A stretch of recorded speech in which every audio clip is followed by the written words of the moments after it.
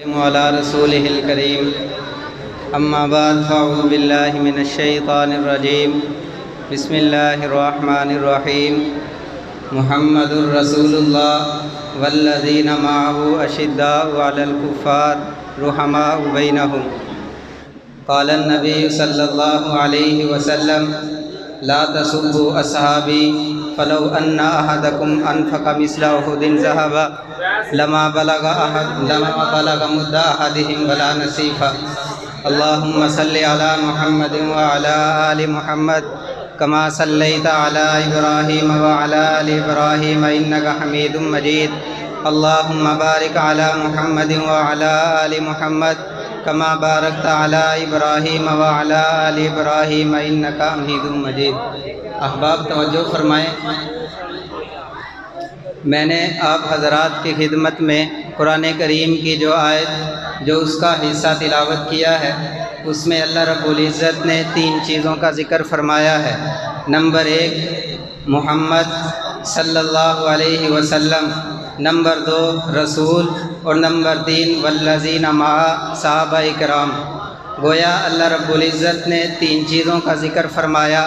Number 1 نبی کی ذات، نمبر 2 نبی کی بات، اور نمبر 3 نبی کی جماعت۔ نبی کی ذات بھی اعلیٰ ہے، نبی کی بات بھی اعلیٰ ہے، اور نبی کی جماعت بھی اعلیٰ ہے۔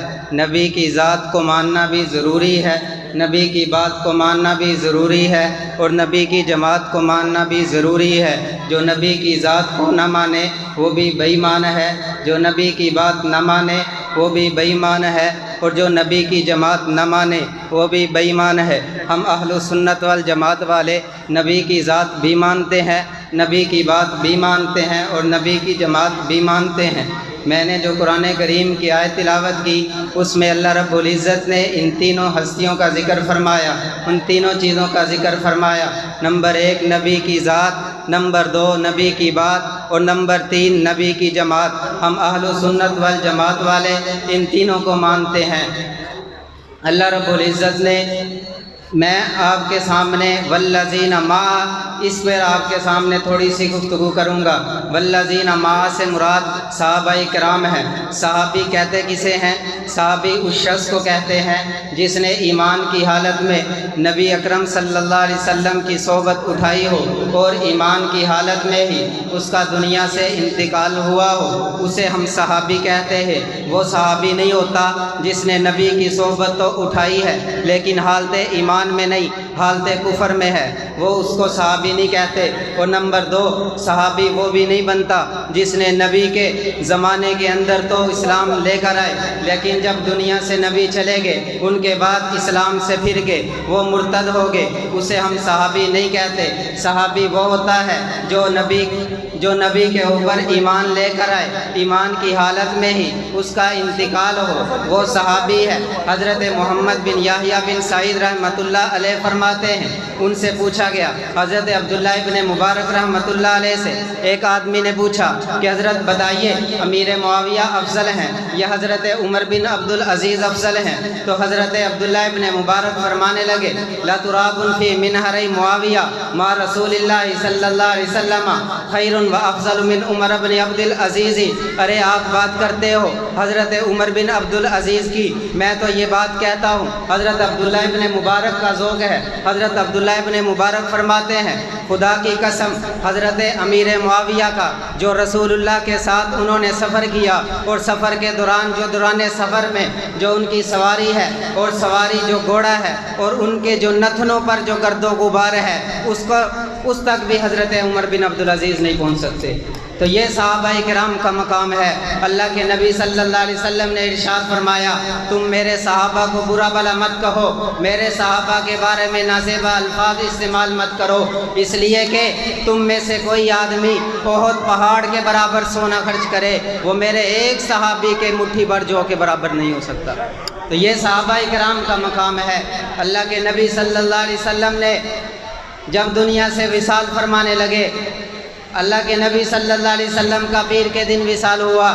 جمعرات کو اللہ کے نبی ظہر کی نماز پڑھانے کے لیے مسجد نبوی کے اندر تشریف لائے، نماز پڑھائی۔ نماز کے بعد سارے صحابہ کرام کو اکٹھا فرمایا اور اللہ کے پاک پیغمبر نے فرمایا، اے لوگو، میں نے دنیا میں رہتے ہوئے ہر بندے کا حق ادا کر دیا ہے، کسی کا میرے اوپر کوئی احسان نہیں سوائے ابو بکر صدیق، اس کا میرے اوپر احسان ہے اور اس کے احسانات کا بدلہ میں خود نہیں دے سکتا، اس کے احسانات کا بدلہ میرا خدا خود قیامت والے دن دے گا۔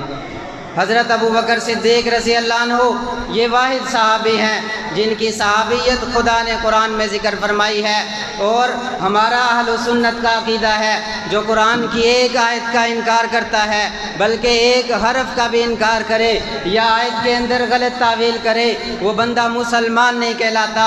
اور اللہ نے حضرت ابو بکر صدیق کو صحابی اپنے قرآن میں فرمایا ہے، تو یہ بندہ، یہ مسئلہ کسی مولوی کا نہیں، یہ مسئلہ کسی مفتی کا نہیں کہ جو ابو بکر کو نہ مانے وہ کافر ہے، بلکہ یہ خدا کا اعلان ہے جو حضرت ابو بکر صدیق کی صحابیت کا انکار کرتا ہے وہ بندہ مسلمان نہیں ہے۔ حضرت ابو بکر صدیق رضی اللہ عنہ یہ واحد صحابی ہیں جنہوں نے اللہ کے نبی صلی اللہ علیہ وسلم پر سب کچھ قربان کیا ہے۔ انسان کو دنیا میں 3 چیزیں سب سے زیادہ محبوب ہوتی ہیں۔ نمبر 1، انسان کو اپنی جان سب سے زیادہ محبوب ہوتی ہے۔ نمبر 2، انسان کو اپنا مال سب سے زیادہ محبوب ہوتا ہے۔ اور نمبر 3، انسان کو اپنی اولاد سب سے زیادہ محبوب ہوتی ہے۔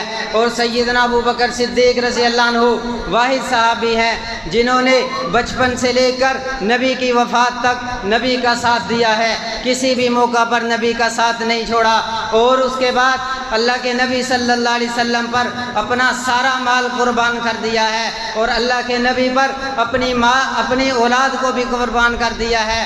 حضرت ابو بکر صدیق رضی اللہ عنہ پر اگر کوئی شخص بونگتا ہے تو یہ اس کے اوپر اپنی لعنتیں اس کے اوپر پڑتی ہیں۔ سیدنا ابو بکر صدیق کی شان اور ان کی عظمت کے اوپر کوئی فرق نہیں پڑتا۔ اللہ رب العزت سے دعا ہے کہ اللہ رب العزت ہمیں صحابہ کرام، خاص طور پر سیدنا ابو بکر صدیق رضی اللہ عنہ کے نقش قدم پر چلنے کی توفیق عطا فرمائے۔ یہ عظمت صحابہ کانفرنس یہ اسی لیے پورے ملک کے اندر یہ جو ہے کامیاب کی جا رہی ہے اور اس کی ایک تحریک چلائی جا رہی ہے تاکہ صحابہ کرام کی محبت، صحابہ کرام کی عظمت ہمارے دلوں کے اندر بیٹھ جائے۔ اس لیے ہم کہتے ہیں صحابہ کرام ہمارے ایمان کا حصہ ہے۔ اگر کوئی شخص صحابہ کرام کی گستاخی کرتا ہے وہ بندہ مسلمان کہلانے کے لائق نہیں ہے۔ اللہ رب العزت ہمیں صحابہ کرام کے نقش قدم پر چلنے کی توفیق عطا فرمائے۔ وآخر دعوانا ان الحمدللہ رب العالمین۔ نعرہ تکبیر، شان محمد